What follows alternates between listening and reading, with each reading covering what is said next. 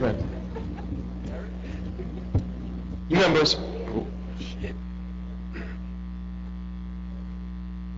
You know, I rise to talk about our friends and our colleagues on the other side of the aisle again. Last year or the year before, they wouldn't let us eat over there. Now this year, they're invoking their Bagneris rule to keep House members' bills from being heard.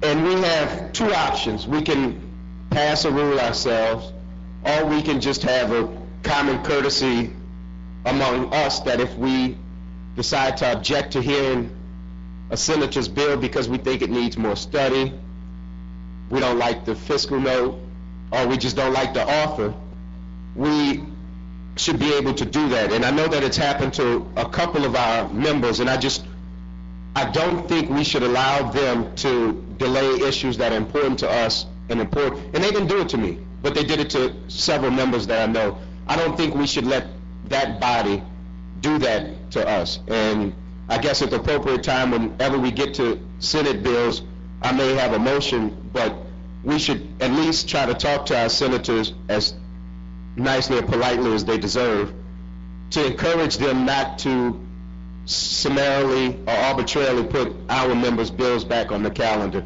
So I thought I'd rise and do it politely right now, and then if it's necessary to come back, then we'll be a little bit more forceful. Representative Waddy rise.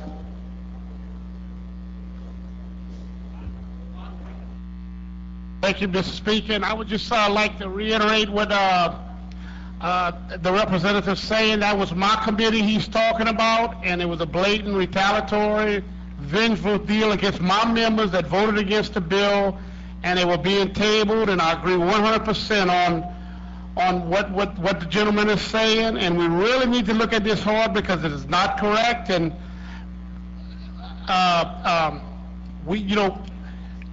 it's really a shame that it came to something like that over just a vote of a bill.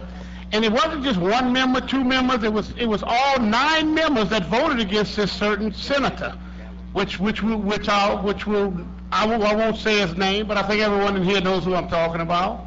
And Mr. Richmond is 100% right, even though we don't always agree. I do agree with him 100% on this one.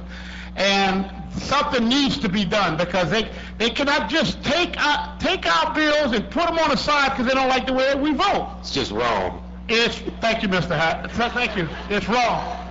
Summed up, it's very wrong, ladies and gentlemen, and hopefully this doesn't happen again. Thanks for your time, Mr. Speaker.